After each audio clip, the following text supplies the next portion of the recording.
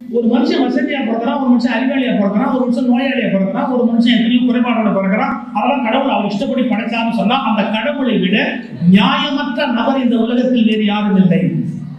ஏன்னா நியாயமற்ற ஒரு நபர் தான் தனக்கு வேண்டிய ஒருத்தருக்கு ஒன்று கொடுக்கலாம், இன்னொருத்தருக்கு ஒன்று கொடுக்காம போகலாம். ஒரு நியாயமுள்ள நபர் எல்லாத்தையும் சமமா கொடுத்துருக்கணும். இந்த படைப்பில் இருக்கிற வேறுபாடுகள் அனைத்துமே பல ஜென்மத்தின் தொடர்பினால் ஏற்படுபவைதான். அதை நான் நம்பவில்லை, புரிந்து வைத்திருக்கிறேன். அதை நான் நம்பவில்லை, உணர்ந்து வைத்திருக்கிறேன். வணக்கம். மகாவிஷ்ணு அப்படிங்கிற இந்த நபரை சென்னையில் இருக்கிற ஒரு பள்ளிக்கூடத்துக்கு அவரை ஒரு மோட்டிவேஷனல் ஸ்பீக்கராக இன்வைட் பண்ணுறாங்க. அங்கே போயிட்டு அவர் ஆன்மீகம் சார்ந்த விஷயங்களை அந்த மாணவர்கள் மத்தியில் பேச ஆரம்பிக்கிறார். ஆன்மீகம் சார்ந்து அவர் பேசினார் அப்படிங்கிறத விட அவர் பேசின விஷயங்கள் நிறைய மூட நம்பிக்கைகள் சார்ந்த விஷயங்களை அந்த மாணவர்கள் மத்தியில் பேச ஆரம்பிக்கிறாரு. அங்கே இருக்கிற ஒரு தமிழ் டீச்சர் சங்கர் அப்படிங்கிறவர் இந்த விஷயத்தை எதிர்த்து கேள்வி கேட்கிறாரு. ஒரு அரசு பள்ளியில் நீங்கள் இந்த மாதிரி ஆன்மீகம் பேசக்கூடாது, அரசு பள்ளியில் இந்த மாதிரி மூட நம்பிக்கைகள் சார்ந்த விஷயத்தை நீங்கள் பேசக்கூடாது அப்படின்னு சொல்லி எதிர்ப்பு தெரிவிக்கிறார். இந்த தமிழ் டீச்சர் கேள்வி கேட்ட உடனேவே இந்த மகாவிஷ்ணு அப்படிங்கிற இந்த பர்சன் அதுக்கு என்ன ரியாக்ஷன் கொடுத்தாரு, அதுக்கு என்ன ரியாக்ட் பண்ணாரு அப்படிங்கிறது தான் இன்னைக்கு தமிழ்நாடு முழுவதும் இந்த விஷயத்தை மிகப்பெரிய விஷயமா பேசப்படுறதுக்கு காரணம். ஸோ இந்த வீடியோவை பொறுத்த வரைக்கும் முதல்ல இந்த நபர் இந்த அரசு பள்ளியில் இந்த மாதிரியான ஒரு விஷயங்கள் மூட நம்பிக்கைகள் சார்ந்த ஆன்மீகங்கள் சார்ந்த விஷயங்களை பேசினது சரியா தவறா அப்படிங்கிறத பார்த்துடலாம். ஸோ அடுத்ததாக இவருக்கு இந்த விஷயத்துக்கு ஆதரவு, அதாவது இவர் பேசினதுல எந்த விதமான தவறும் இல்லைன்னு சொல்லக்கூடிய பிஜேபி மாதிரியான கட்சிகளை சேர்ந்தவர்கள், இந்த ஆர்எஸ்எஸ் மாதிரியான இயக்கங்கள் நல்ல இயக்கம் தான், அவங்க சேவை பண்ணுறதுக்காக இருக்கிறாங்க அப்படின்ற பார்வையை கொண்டவர்கள், இந்துத்துவம் பேசுகிறவங்க, இந்த நாடு இந்து ராஷ்டிரமாக மாற்ற போகிறோம், இந்துக்குன்னு ஒரு நாடு இல்லை அப்படின்ற பார்வையெல்லாம் கொண்டவர்கள், இவர்கள் எல்லாமே இந்த விஷயத்துக்கு இந்த மகாவிஷ்ணு அப்படிங்கிற இந்த பர்சன் பேசுனதுல எந்த விதமான தவறும் இல்லை அப்படின்னு சொல்லி நிறைய பேசிக்கிட்டு இருக்காங்க. ஸோ இந்த குரூப் இது மாதிரியான ஆட்களுக்கு இருக்கிற இந்த பொலிட்டிக்கல் வியூ என்ன, இவங்க ஏன் இந்த மகாவிஷ்ணு மாதிரியான ஆட்களுக்கு சப்போர்ட் பண்ணுறாங்க அப்படின்ற விஷயத்தை அடுத்ததாக பார்க்கலாம். அதன் பிறகு இந்த திராவிடம் சித்தாந்தம் கொண்டவர்கள் இந்த விஷயத்துக்கு கடுமையாக எதிர்ப்பு தெரிவிக்கிறவங்க, இன்னைக்கு இந்த மகாவிஷ்ணு அப்படின்ற பர்சனை அரெஸ்ட் பண்ணுற வரைக்கும் போயிருக்கிற இந்த அரசு அப்படிங்கிறது. அப்போது இந்த எதிர்ப்பு தெரிவிக்கிற இந்த பர்சன்ஸ், இந்த திராவிட சித்தாந்தம் கொண்டவர்கள், இந்த திராவிட அரசியலை வெளிப்படுத்துபவர்கள், இவர்களுக்கான இந்த அரசியல் பார்வை என்ன, இந்த விஷயத்தில் என்ன காரணத்துக்காக இவ்வளவு பெரிய ஆக்ஷன் இந்த விஷயத்தில் இவங்க எடுக்கிறாங்க அப்படிங்கிறத பற்றி பார்க்கலாம். ஸோ முதல்ல இந்த மகாவிஷ்ணு அப்படிங்கிறவர் இந்த அரசு பள்ளியில் இந்த மாதிரி ஆன்மீகம், இந்த மாதிரி மூட நம்பிக்கைகள் சார்ந்த விஷயங்களை பேசினது சரியா தவறா அப்படின்னு பார்க்கும்பொழுது முற்றிலுமாக தவறு அப்படிங்கிறது தான் என்னோட பார்வை. அதாவது என்ன காரணத்துக்காக இதை நான் தவறு அப்படின்னு சொல்கிறேன் அப்படின்னா, ஆன்மீகம் அப்படிங்கிற ஒரு விஷயமே தவறு, ஆன்மீகத்தில் இருக்கிற எல்லா விஷயமும் தவறு அப்படிங்கிற மாதிரி நான் சொல்ல வரல. பட் இவர் பேசின அந்த இடம் தவறு. அதாவது அரசு பள்ளியில் இந்த மாதிரியான விஷயங்களை இவர் பேசக்கூடாது. இவர் தனியாக எங்கேயோ ஒரு ஈவெண்ட் வைக்கிறாரு, அங்கே இவரை பேஸ் பண்ணி இவரை பார்த்துட்டு இவரை பார்க்கணுன்றதுக்காகவே இவருக்கான ஆடியன்ஸ் வராங்க அப்படின்னா அங்கே இவர் என்ன வேணாலும் பேசலாம், என்ன மாதிரி வேணாலும் இவர் கற்பனைக்கு என்னெல்லாம் தோணுதோ அதெல்லாம் பேசலாம். ஆன்மீகத்தில் இருக்கிறது பேசலாம், ஆன்மீகத்தில் இல்லாதது பேசலாம், எதை வேணாலும் பேசலாம். பட் இவர் ஒரு அரசு சார்ந்த ஒரு இடத்துக்கு போகிறாரு, அரசு சார்ந்த ஒரு பள்ளிக்கூடத்துக்கு, அதுவும் சின்ன பசங்க அவங்க அப்படின்றதுனால உளவியல் ரீதியாக இப்போது அந்த பசங்க என்ன நினைப்பாங்க அப்படின்னா, டீச்சர் தான் அந்த பசங்களுக்கு மிகப்பெரிய ஆட்களாக தெரிவாங்க. அந்த டீச்சரே இவரை இன்வைட் பண்ணி வாங்க அப்படின்னு சொல்லி வணக்கம் சொல்லி கூப்பிட்டு ஸ்டேஜில் நிற்க வச்சு பேசுகிறாங்கன்னா இந்த பசங்களுடைய மனதில் இவர் எப்படி இருப்பாருன்னா, ஓ டீச்சரை விட இவர் பெரிய ஆள் அப்படின்ற பார்வையில் தான் பசங்க பார்ப்பாங்க. எப்போவுமே நம்ம ஸ்கூல் படிக்கிற டைமில் கூட ஏதோ ஒரு கெஸ்ட்டாக யாரோ கூப்பிட்டு வராங்க அப்படின்னா அவரை தான் நம்ம பார்ப்போம், அவர் என்ன பேசுகிறாரு அப்படிங்கிறத பார்ப்போம். அவரை நம்ம டீச்சர்ஸை விட அறிவாளியை கூட நம்ம திங்க் பண்ணுவோம். சின்ன வயசு பசங்களை இந்த மாதிரியான ஒரு திங்கிங்கில் தான் இருப்பாங்க. அப்போ இவர் போயிட்டு அங்கே இவர் சொல்கிற விஷயங்கள் அந்த மனதில் அந்த பசங்களுடைய மனதில் உளவியலான ஒரு தாக்கத்தை ஏற்படுத்தும். இந்த மாதிரி ஒரு ஸ்கூலில் இந்த மாதிரி ஒரு பசங்க உட்காந்து கேட்குறாங்க, அங்கே இவர் சொல்கிறாரு அப்படின்னா இவர் சொல்கிறது எல்லாமே உண்மைன்னு அந்த பசங்க நம்புவாங்க, இவரை ஃபாலோ பண்ண ஆரம்பிப்பாங்க. இவர் மாதிரி யாரோ ஒருத்தன் சாமியாராக வந்தால் கூட ஏமாந்துருவாங்க. ஸோ எங்கேயோ போகிற ஒரு சாமியார் ரோட்டில் வந்தால் கூட பார்த்தீங்கன்னா அந்த பசங்க அந்த சாமியார் சொல்கிறது உண்மையாக இருக்குமோ அப்படின்னு திங்க் பண்ண ஆரம்பிச்சிருவாங்க.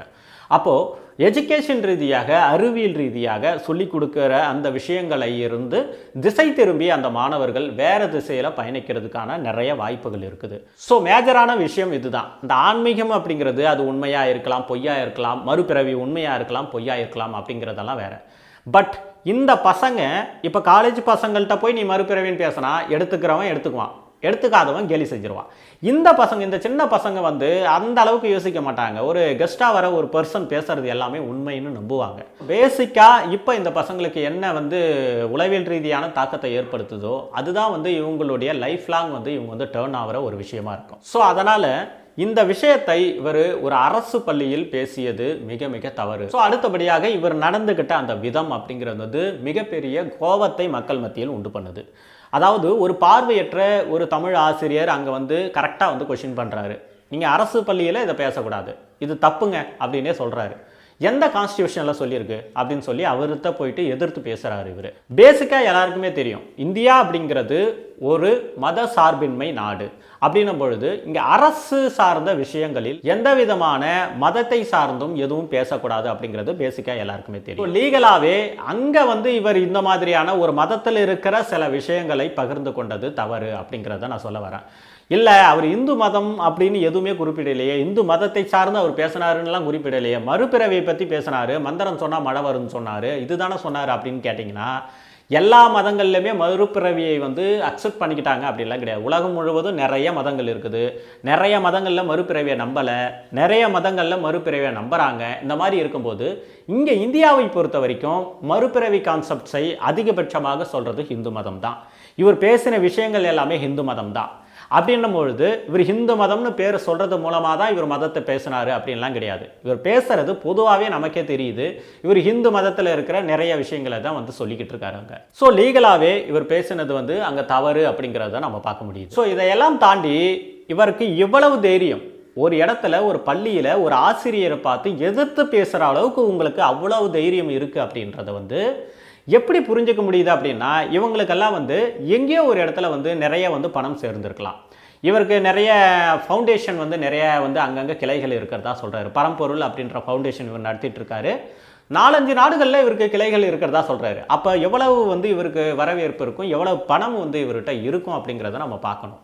அப்போது இவருக்கு அந்த தைரியத்தில் தான் நான் என்ன வேணால் நான் வந்து பேசுவேன், நான் என்ன வேணால் பண்ணிக்குவேன், நான் வேணும்னா வக்கீல் வச்சுக்குவேன் அப்படின்ற அந்த எண்ணம் வந்து இவருக்குள்ளே இருக்கிறதுனால தான் இவர் வந்து அங்கே ஒரு ரவுடி மாதிரி பிஹேவ் பண்ணுறாரு. ஒரு ஆன்மீகவாதி மாதிரியாக பிஹேவ் பண்ணுறாரு. ஒரு ரவுடி மாதிரி என்ன பண்ணுவீங்க அப்படின்ற மாதிரி கேட்குறாரு. ஸோ இங்கே இந்த மகாவிஷ்ணு தம்பியை பார்த்து நம்ம சொல்லிக்கிறது ஒன்று தான், உங்களை வர பெரிய சாமியார்லாம் இங்கே இருக்கிறாங்க. பெரிய சாமியார் ஆட்டம் போட்ட கதையெல்லாம் இருக்குது. பெரிய சாமியார் ஒருத்தர் கூட இந்த டிஎம்கே ஆட்சி வர்றதுக்கு முன்னாடி வந்து கோயில் அடிமை நிறுத்து அப்படின்னு சொல்லி போர்டை பிடிச்சிட்டு அங்கங்கே சுற்றிட்டு இருந்தார். இந்த சந்தான மாதிரியான ஆட்கள் கூட, இந்த நடிகர் சந்தான மாதிரியான ஆட்கள் கூட அவர் கூட சேர்ந்து இந்த கோயில் அடிமை நிறுத்துங்க, கோயிலை வந்து இந்த அறக்கட்டளையிலிருந்து எடுத்து கோயிலுக்கு வந்து உண்மையிலே பணிபுரியணும்னு நினைக்கிறவங்கள்ட்ட கொடுங்க, அந்த உண்மையிலே பணிபுரியறவங்க யாருங்கன்னு கேட்டால் பிராமின்ட்ட அந்த கோயிலெலாம் திரும்ப ஒப்படைச்சிருங்க அப்படின்னு சொல்லி தெரிஞ்சிட்டு இருந்தார் ஒரு சாமியார். உங்களை விட பல மடங்கு பணம் இருக்கிற ஒரு சாமியார், பிரதமரே கூட்டாக கூட பிரதமர் வருவார், அந்த அளவுக்கு ஒரு சாமியார் அவர். அந்த சாமியாரே டிஎம்கே ஆட்சிக்கு வந்ததுக்கப்புறம் இந்த கோயில் அடிமை நிறுத்துன்னு போர்டெல்லாம் வச்சுருந்தார் இல்லையா, அதெல்லாம் தூக்கி போட்டு அவர் வேலையை பார்த்துட்ருக்காரு. நைட்டில் டான்ஸ் ஆடுவார் இல்லைங்களா, அதை மட்டும் எங்கேயோ ஒரு ஓரமாக நடத்திட்டுருக்காரு. ஸோ அதனால் இந்த மகாவிஷ்ணு அப்படின்ற தம்பி வந்து புரிஞ்சுக்கணும், இது தமிழ்நாடு, இங்கே வந்து நீங்கள் இப்படியெல்லாம் பேசக்கூடாது, இங்கே வந்து எல்லாத்துக்கும் மக்கள் ஏமாந்துருவாங்க அப்படின்னு நீங்கள் நினைக்கக்கூடாது. ஸோ அடுத்ததாக இந்த விஷயத்தில் ஆதரவு தெரிவிக்கிற இந்த பிஜேபி மாதிரியான கட்சிகளை சேர்ந்தவர்கள், ஹிந்து அமைப்புகளை சேர்ந்தவர்கள், ஹிந்து மதத்தை சேர்ந்தவர்கள், இவர்கள் எல்லாமே வந்து இந்த விஷயத்துக்கு வந்து ஆதரவு ஏன் தெரிவிக்கிறாங்க, இவங்களுடைய பொலிட்டிக்கல் வியூ என்ன அப்படிங்கிறத பார்க்கும்போது பேசிக்காக இவர்கள் யார் அப்படின்னா, இவர்கள் யாராக இருந்தாலும் ஆரியர்கள் முதன்மையானவர்கள் அப்படின்னு நினைக்கக்கூடியவர்கள். இதுதான் இவங்களுடைய பேசிக் ஃபார்முலா. இப்போ இங்கே தமிழ்நாட்டில் அண்ணாமலை இருக்கிறாரு, பிஜேபியை சார்ந்த அண்ணாமலை இருக்கிறாரு அப்படின்னா கூட அவர் வந்து ஒரு ஆரியராக இல்லாமல் இருந்தாலும் கூட அவருடைய மனம் ஃபுல்லாகவே வந்து பிரெயின் வாஷ் பண்ணி வச்சுருப்பாங்க. அவருடைய மனம் ஃபுல்லாகவே வந்து ஆரியர்கள் தான் கடவுளுக்கு அடுத்தபடி, அவங்க தான் வந்து முதன்மையானவர்கள் அப்படின்னு சொல்லி அவரே ஒத்துக்குவார். இதுதான் இங்கே வந்து கான்செப்ட்ஸே. இவங்க ஆரியர்களை விட நான் கீழே தான் அப்படின்னு இவங்களே ஒத்துக்குவாங்க. இவங்களுக்கு கீழே இருக்கிறவங்கள இவங்க அப்படியே வச்சுருக்கணும் அப்படின்றத பார்ப்பாங்க. என்ன காரணம், ஏன் இவங்களே வந்து இவங்களை கீழேன்னு ஒத்துக்கிறதுக்கு தயாராக இருக்காங்கன்னா 2 ரீசன்ஸ் வந்து இருக்கும். ஒன்று வந்து இவங்க பிரெயின் வாஷ் வந்து பண்ணியிருப்பாங்க. ஃபுல்லாகவே இவங்க வந்து இந்து மதத்தை இவங்களுக்குள்ள ஊற்றி வளர்த்து, ஆரியர்கள் என்றவங்க ஒரு மாதிரி தெய்வத்துக்கு சம்பந்தப்பட்டவங்க, தெய்வத்துக்கு அடுத்தபடியாக இருக்கிறது ஆரியர்கள் தான், அவங்க தான் அவங்களுடைய மந்திரங்கள் சொன்னால் தான் இங்கே வந்து எல்லாமே நடக்கும் அப்படின்ற மாதிரி இவங்க வந்து பிரெயின் வாஷ் ஆகியிருப்பாங்க. ஆகியிருக்கிறதுனால இவங்க வந்து ஆரியர்களை கடவுளாகவே பார்ப்பாங்க. ரெண்டாவது என்ன அப்படின்னா, இவங்களுக்கு ஒரு ஸ்டேட்டஸ், ஒரு பொலிட்டிக்கலான ஒரு எக்கனாமிக்கலான ஸ்டேட்டஸ் வந்து இந்த சமுதாயத்தில் இருக்கும். அவங்களுக்கு கீழே பல கேட்டகரிஸ் இருப்பாங்க. சுத்தமாகவே பொலிட்டிக்கல் ரீதியாக, எக்கனாமிக்கல் ரீதியாக ரொம்ப தாழ்த்தப்பட்டவர்கள், ஒடுக்கப்பட்டவர்கள், இந்த மாதிரி இருப்பாங்க. பட் இவங்கெல்லாம் பார்த்தீங்கன்னா ஓரளவுக்கு ஒரு மிடில் இருக்கிற மாதிரி இருப்பாங்க. இந்த ஆரியர்களுக்கு கொஞ்சம் வந்து டவுனில் இருக்கிற மாதிரி இருப்பாங்க. ஸோ இவங்களுடைய கான்செப்ட்ஸ் என்னென்னா, அட்லீஸ்ட் எனக்கு இந்த இடமாவது கிடைச்சிருக்கே, அதனால் நான் இங்கேயே இருந்துக்கிறேன், நான் இங்கே இருக்கிறதே எனக்கு வசதியாக தான் இருக்குது அப்படின்றதுக்காக, அந்த இடத்த தக்க வச்சுக்கிறதுக்காக இவர்கள் வந்து ஆரியர்களை மேலே தான் அப்படின்னு சொல்லி இவங்களே ஒத்துக்குவாங்க. ஸோ இவங்களுடைய டார்கெட் என்ன பொலிட்டிக்கலி, இவங்களுடைய வியூ என்ன பொலிட்டிக்கலி அப்படின்னு பார்த்தோன்னா, ஆரியர்கள் என்றைக்குமே மேலே இருக்கணும், ஆரியர்களை பேஸ் பண்ணி தான் அந்த நாடு இருக்கணும், அதற்காக வேலை செய்யக்கூடியவர்கள் தான். ஸோ அப்படி இருக்கும்பொழுது இவங்க இந்த மகாவிஷ்ணு மாதிரியான ஆட்கள் பேசுறது, ஆன்மீகம் பேசுகிற எல்லாரையுமே ஆதரிப்பாங்க. கிட்டத்தட்ட நித்யானந்தாவை கூட இவர்கள் வந்து இன்டைரக்டாக ஆதரிக்கிறவங்க தான் சொல்லப்போனால். அப்போ கடவுள் சம்மந்தப்பட்ட விஷயம் எல்லாத்தையுமே இவங்க ஏன் ஆதரிக்கிறாங்க அப்படின்னா, கடவுள் சம்மந்தப்பட்ட விஷயங்கள் எல்லாத்துலேயுமே ஆரியர்களை நீங்கள் பேஸ் பண்ணாமல் கடவுளை வணங்க முடியாது, வணங்க முடியாத மாதிரி பல நூற்றாண்டுகளாக, பல 1000 வருஷங்களாக ஃபாலோ பண்ணிட்டு இருக்கோம். இப்போ இங்கே கடுமையாக ஆரியர்கள் எதிர்ப்பு நடக்குது, ஆரியர்களை எதிர்க்கிறோம் அப்படின்னால திராவிட சித்தாந்தம் அப்படின்னு வச்சுக்கிட்டாலும் சரி, அம்பேத்கரையும் பேசுகிறவங்களாவும் சரி, பெரியாரிசம் பேசுகிறவங்களா இருந்தாலும் சரி, அவங்களோட குடும்பங்களில் நடக்கிற எல்லா விஷயங்கள்லுமே சமஸ்கிருத ஐயரை வந்து யூஸ் பண்ணவே இல்லை அப்படின்லாம் கிடையாது. எல்லா இடத்துக்குமே ஐயர் அப்படின்றவங்க யாரோ ஒருத்தவங்க வந்து வைக்கிறாங்க. யாரோ ஒருத்தவங்களை இன்னமும் வந்து இந்த கடவுள் வழிபாடு அப்படின்ற முறைகளுக்கு வந்து இந்த ஆரியர்களை டிபெண்ட் பண்ணி தான் வந்து இவங்க இருக்கிறாங்க. ஸோ அப்படி ஒரு மிகப்பெரிய விஷயங்கள் எல்லாத்துலேயுமே ஆரியர்களை பார்த்து, ஆரியர்கள் தான் குரு, ஆரியர்கள் தான் வந்து உயர்ந்தவர்கள் அப்படிங்கிற மாதிரியான இந்த கான்செப்ட்ஸ் வந்து நிலைநிறுத்தணும் அப்படின்னா, இவங்களுடைய பொலிட்டிக்கலி இவங்க வந்து கடவுளை பரப்பினால் போதும் அப்படிங்கிறது தான் இவங்களுடைய கான்செப்ட். ஸோ இந்த இடத்துல தான் அடுத்ததாக நம்ம பார்க்கவிருக்கிற திராவிடம் வந்து உள்ளே வராங்க. இப்போ பெரியார் மாதிரியான ஆட்கள் வந்து இந்த அரசியலை உணர்ந்து தான், சரி நான் கடவுளே இல்லைன்னு சொல்கிறேன், அப்போ நான் உன்னை டிபெண்ட் பண்ணி இருக்க மாட்டேன்ல அப்படின்னு சொல்லி தான் கடவுளே இல்லைன்னு சொல்லி பெரியார் வந்து உள்ளே வராரு. ஸோ இந்த இடத்துல கடவுள் இல்லைன்னு சொன்னதுனால ஒரு 80 வருஷத்துக்கு இந்த திராவிட சித்தாந்தம் இங்கே பரப்பப்பட்டு இருந்தாலும் கூட, இன்னும் எல்லா குடும்பங்களிலும் இந்த கடவுள் வணங்கும் முறைகள் இருந்துட்டு தான் இருக்குது. இன்னும் வந்து சமஸ்கிருத ஐயர் வைக்கிறது, அவங்கள அந்த பிராமணர்களை பேஸ் பண்ணி தான் வந்து இந்த பூஜை நடக்கிறது. ஒரு இறப்பு நடக்குது அப்படின்னா கூட அவங்கள அடக்கம் செய்கிறது, பிறப்பு நடக்குது அப்படின்னா கூட அவங்களுக்கு பேர் வைக்கிறது, ஜோசியம் பார்க்கறது அப்படின்னு சொல்லி இங்கே யாரெல்லாம் திராவிடம் சித்தாந்தம் பேசுகிறாங்களோ, யாரெல்லாம் வந்து அம்பேத்கரையும் பேசுகிறாங்களோ, இவர்கள் எல்லார் வீட்டிலுமே இது இன்னும் நடந்துட்டு தான் இருக்குது. அப்போது இங்கே பெரியார் சொல்கிற கடவுள் இல்லை அப்படிங்கிற விஷயம் வந்து ஃபெயிலியர் அப்படிங்கிறத எடுத்துக்க முடியும். அப்போ கடவுள் இல்லைன்னு அவர் ஏன் சொல்கிறாரு?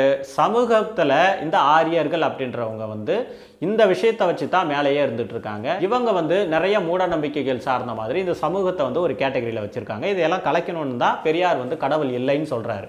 பட் இது எதுவுமே ஒர்க் அவுட் ஆகலை அப்படிங்கிறத நம்ம பார்க்க முடியுது. என்ன காரணம் அப்படின்னா, இங்கே ஆன்மீகம் அப்படிங்கிறது ஒரு இயற்கையான விஷயம். இந்த உலகத்தில் இருக்கிற எல்லா உயிர்களுமே ஆன்மீகத்தை நோக்கி தான் போயிட்டுருக்கோம். ஆன்மீகத்தை நோக்கி தான் மனிதர்களுடைய பயணமும் இருக்குது. ஆன்மீகத்தை நோக்கி தான் மிருகங்களுடைய பயணமும் இருக்குது. மிருகங்கள் அதை உணர்ந்து செல்லலை, மனிதர்கள் வந்து நம்ம ஆன்மீகத்தை நோக்கி தான் போயிட்டுருக்கோம் அப்படிங்கிறது மனிதர்களுக்கு தெரியும். இங்கே இருக்கிற எல்லா உயிர்களுமே கடவுள் தன்மையை நோக்கி போகிறது தான் அவங்களுடைய டார்கெட். இதுதான் இயற்கையானது. அதனால் இதை நீங்கள் என்னைக்குமே தடுக்க முடியாது அப்படிங்கிறது தான் பார்க்க முடியுது. அப்படியெல்லாம் கிடையாது, கடவுளை நம்பாத தன்மையை நம்ம வந்து எடுத்து வரலாம், தடுக்கலாம் அப்படின்னா, ஒரு உதாரணத்துக்கு இவ்வளவு பெரிய சித்தாந்தத்தை பரப்பக்கூடிய இவ்வளவு பெரிய ஒரு இயக்கமாக இருக்கிற அதாவது ஸ்டாலின் அவர்களுடைய மனைவி கூட இன்னும் வந்து நிறைய கோயிலுக்கு போயிட்டு இருக்காங்க. காசி மாதிரியான இடத்துக்கு போயிட்டு சாமி கும்பிட்டு வந்த நிறைய ஃபோட்டோஸை வந்து நம்ம பார்க்க முடியுது. ஸோ ஏற்படுற கொஷின் என்ன அப்படின்னா, உங்களுடைய சித்தாந்த கடவுள் இல்லை அப்படிங்கிற இந்த விஷயத்தை உங்களுக்கு ரொம்ப க்ளோஸில் இருக்கிறவங்களே வந்து அதை எடுத்துக்க முடியலை. இங்கே வந்து அவங்களுடைய தனிப்பட்ட உரிமை, அவங்களுடைய பொதுவான அந்த உரிமை, அது நான் வந்து அவங்களுக்கு தரேன் அப்படிங்கிறதெல்லாம் ஓகே தான். அவங்க ஏன் போகிறாங்க, அவங்களுடைய சைக்காலஜி என்ன, அவங்களுடைய உணர்வுகள் என்ன, என்ன ரீசனுக்காக போகிறாங்க? அதாவது மிகப்பெரிய ஒரு கோட்பாடையே நீங்கள் சொல்லிக்கிட்டு இருக்கீங்க கடவுள் இல்லைன்னு, ஆனால் உங்கள் வீட்டில் இருந்தே ஒருத்தவங்க போகிறாங்க அப்படிங்கிறது எவ்வளவு பெரிய ஒரு அதிர்ச்சியான விஷயம் இது. அப்போ இந்த ஒரு விஷயத்தை நம்மளுடைய ஹஸ்பண்ட் வந்து இவ்வளோ பெருசு வந்து ஒரு சித்தாந்தத்தை பேசிக்கிட்டு இருக்காரு, நம்ம போகிறது வந்து சரியா தவறான்னு கூட யோசிக்கிறது கூட முடியாமல் அவங்க போகிறாங்க, அவங்க போய் பூஜை பண்ணுறாங்க, அவங்க போய் சாமி கும்பிட்றாங்க அப்படின்னா இந்த விஷயத்தில் நீங்கள் அவங்களுடைய சைக்காலஜி என்ன அப்படிங்கிறத தெரிஞ்சுக்கும் பொழுது தான், அவங்களுடைய உணர்வுகள் என்னன்னு நீங்கள் தெரிஞ்சுக்கும் பொழுது தான் ஆன்மீகம்னா என்னன்னு நீங்கள் தெரிஞ்சுக்க முடியும். திராவிட சித்தாந்தம் கொண்டவர்கள், திராவிட அரசியல் பேசுபவர்கள் கடவுள் இல்லை அப்படின்னு நீங்கள் ஒரு சமுதாயத்தை உருவாக்கவே முடியாதுங்க. இதுதான் இயற்கையான ஒரு விஷயம். கடவுள் இல்லை என்பதற்கு பதிலாக எது கடவுள் அப்படின்னு சொல்லி நீங்கள் ஒரு மதத்தை உருவாக்கலாம், இல்லை வேற மதத்தை வந்து சிபாரிசு பண்ணலாம். அதாவது பெரியார் அம்பேத்கரையும் ஒப்பிட்டு பார்க்கும்போது பெரியார் வந்து கடவுள் இல்லைன்னு சொல்லிட்டாரு, அம்பேத்கர் வந்து கடவுள் மறுப்பு கொள்கையை பேசியவர் அப்படின்ற லிஸ்ட்லேயே வரமாட்டார். நீங்கள் நல்லா யோசிச்சு பார்த்தீங்க அப்படின்னா அம்பேத்கரும் பெரியாரும் முதல்ல ஈக்குவலே கிடையாது. அம்பேத்கரை பொறுத்த வரைக்கும் இந்து மதத்தை அவர் எதிர்த்தார். இந்து மதம் வந்து ரொம்ப ஸ்பாயில் ஆகிருக்கு, இந்து மதத்தில் வந்து நிறைய மூட நம்பிக்கைகள் இருக்கு அப்படின்னு சொல்லி அதை எதிர்த்தாரே தவிர கடவுள் இல்லை அப்படிங்கிற பிரச்சாரத்தை அம்பேத்கர் செய்யவில்லை. ஸோ இந்த விஷயம் வந்து ஒரு சாதாரண விஷயம் கிடையாது. நீங்கள் பெரியாரிசமும் அம்பேத்கரும் ஒன்னா சேர்த்து பண்ணிக்கிட்டு இருக்கீங்க. பெரியாரிசம் வேற, அம்பேத்கரிசம் வேற. அம்பேத்கர் வந்து கடவுள் இல்லைன்னு சொன்னவர் கிடையாது. மாற்றாக இந்த மக்களை காப்பாற்றணும் அப்படின்னா வேறு ஒரு மதத்தை தான் அவங்களுக்கு ரிசர்ச் பண்ணி எந்த மதம் வந்து சரியா இருக்குன்னு சொல்லி கடைசியாக புத்த மதத்தை நிறைய பேருக்கு வந்து சிபாரிசு பண்ணாரு. இங்க இருக்கிற ஒடுக்கப்பட்டவர்கள் நிறைய பேரை வந்து புத்த மதத்துக்கு மாற்றினார். கடைசியா அம்பேத்கரும் ஒரு புத்த துறவி போல இருந்தாரு அப்படிங்கிறது தான் வரலாறு. திராவிடர்கள் வந்து இந்த மூட நம்பிக்கையை ஒழிக்கணும், இந்த விஷயங்களை ஒழிக்கணும் அப்படின்றது வந்து ஆன்மீகத்தை ஒழிக்கக்கூடாது. ஆன்மீகத்தை நீங்க ஒழிக்கவே முடியாது. ஆன்மீகம் என்னைக்குமே இல்லைன்னு சொல்லவே முடியாது. கடவுள் இல்லை அப்படிங்கிற விஷயத்து மூலமாக நீங்கள் வேணா அரசியல் பண்ணலாம், நீங்கள் வேணா பெரிய ஹீரோ மாதிரி இருக்கலாம். இப்போ பெரியார் மாதிரியான ஆட்களை வந்து ரொம்ப வந்து ஃபேமஸ் ஆகியிருக்காரு அப்படின்னா கடவுள் மறுப்பு கொள்கைன்றது ரொம்ப மெயினான கொள்கை. அவர்கிட்ட இன்னும் நிறைய கொள்கைகள் இருந்துச்சு, அதெல்லாம் ரொம்ப சிறந்தது. நிறைய பெண் உரிமை பற்றி பேசியிருக்காரு. அதை தவிர வந்து நிறைய விஷயங்கள் இருந்தாலும் கூட மேஜராக இந்த கடவுள் மறுப்பு கொள்கை அப்படிங்கிறது வந்து அவரை வேணால் வளர்த்துருக்கலாம், அவரை வேணால் பெரிய ஒரு ஆள் மாதிரி காமிச்சிருக்கலாம், அவரை பற்றி வந்து நிறைய ஸ்ப்ரெட் ஆகிருக்கலாம். மற்றபடி மக்களை நீங்கள் எங்கேருந்து காப்பாற்றணும்னு நினச்சிங்களோ அது இன்னும் நடக்கலை அப்படிங்கிறத புரிஞ்சுக்க. ஸோ ஒரு சமூகத்து மக்களை ஒரு மதம் வந்து சீரழிக்குது, ஒரு மதத்தில் நிறைய வந்து கெட்ட விஷயங்கள் இருக்குது, அதிலேருந்து காப்பாற்றணும் அப்படின்னா ஒரே வழி இன்னொரு மதத்தை கொடுப்பது தான். கடவுளே இல்லை அப்படின்னு ஒரு சமூகத்தை நீங்கள் என்றைக்குமே உருவாக்க முடியாது. ஏன் அப்படின்னா மதத்தின் மூலமாக தான் நிறைய சடங்கு முறைகள் இருக்குது. இந்த சடங்கு முறைகள் இல்லாமல் மனித வாழ்க்கையே கிடையாது. உதாரணத்துக்கு ஒரு கல்யாணம் பண்ணுறோம் அப்படின்னா எப்படி பண்ணுறது? உதாரணத்துக்கு ஒருத்தவங்க ஒரு வீட்டில் வந்து ஒரு இறப்பு நடக்குது, இப்போ அவங்கள வந்து நம்ம வந்து அடக்கம் செய்யணும் அப்படின்னா எப்படி அடக்கம் செய்கிறது? இந்த மாதிரியான நிறைய சடங்கு முறைகளை வச்சு தான் மனித வாழ்க்கை இயங்கிக்கிட்டு இருக்கு. இந்த சடங்கு முறைகள் எல்லாமே மதம் தான் வந்து இந்த சடங்கு முறைகளை உருவாக்கும். மதம் எப்படி உருவாக்கும் அப்படின்னா உணர்வு ரீதியாக, அதாவது ஒரு பிணம் இருக்குது வீட்டில், நீங்கள் சொல்கிற மாதிரி அறிவியல் ரீதியாக அதை பார்த்தோம் அப்படின்னா வெறும் சதையும் வெறும் எலும்பு தான். அதை வந்து எரிக்கணும் அப்படிங்கிறது தான் கான்செப்ட்னா அப்படியே தூக்கி போட்டு ஒரு நெருப்பில் போட்டு எரிச்சிடலாமா அப்படின்னு கேட்டால் அப்படி எரிக்க முடியாது.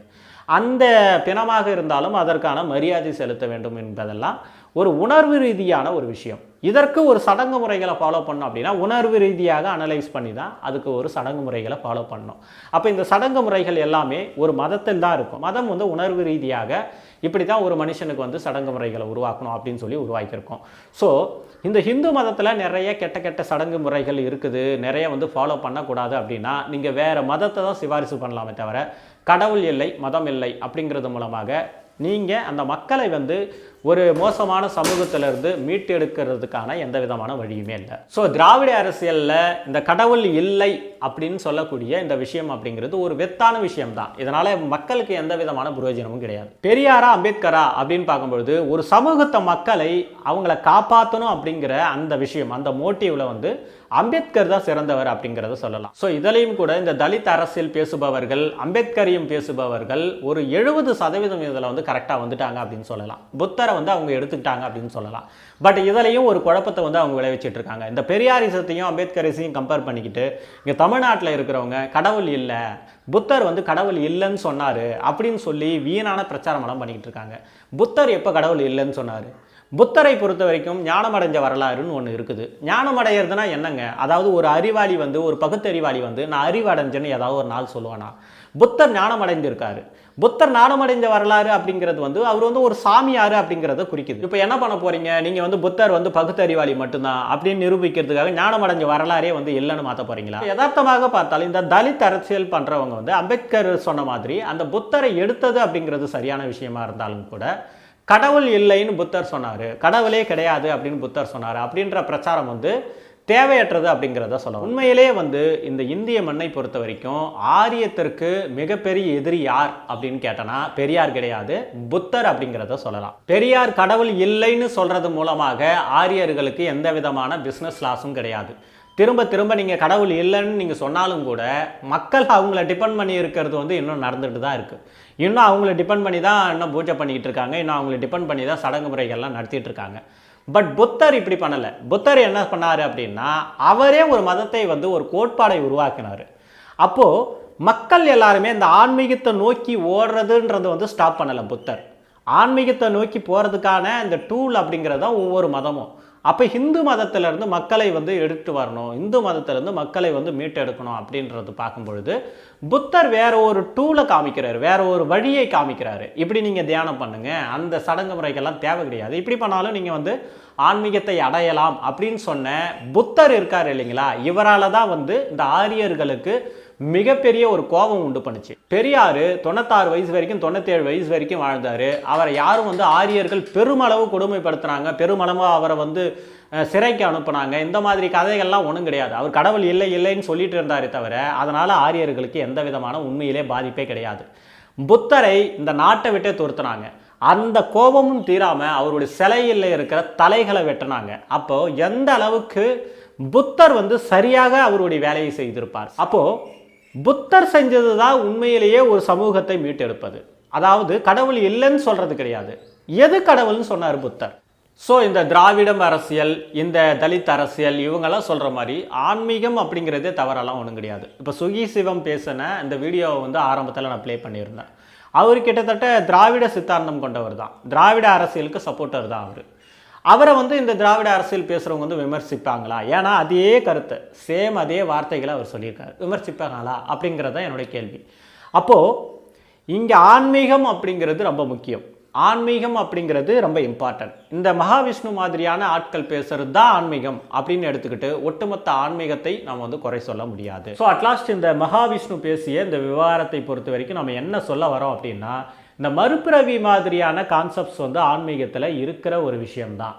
இது வந்து ஆன்மீக ரீதியாக பார்க்கும்போது அனைவரும் ஒற்றுக்கொள்ளுகிற ஒரு விஷயம்தான். ஓஷோ மாதிரியான ஆட்கள் கூட இந்த மறுபிறவியை பற்றி நிறைய பேசியிருக்கிறாங்க.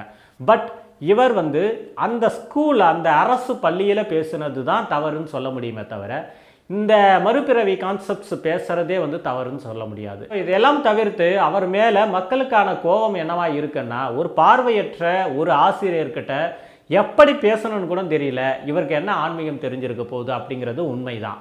ஸோ இந்த மகாவிஷ்ணுன்றவர் வந்து ஆன்மீகத்தை உண்மையிலே உணர்ந்தவராக தெரியல. அந்த வீடியோவில் இவர் நடந்துக்கிட்ட விதத்தெல்லாம் பார்க்கும்போது இவருக்குள்ள ஒரு அமைதி அது மாதிரிலாம் எதுவும் கிடையாது. இவர் வந்து சம்பாதிக்கணும் அப்படிங்கிற ஒரு முடிவோட இந்த ஆன்மீகத்தை வந்து அங்கங்கே சில விஷயங்களை படித்தது, நிறைய இதுக்கு முன்பு இருந்த ஆன்மீகவாதிகள் சொன்னது, இதையெல்லாம் வச்சு இவர் வந்து இவருடைய பிழைப்பை நடத்தி கொண்டிருக்கிறார்.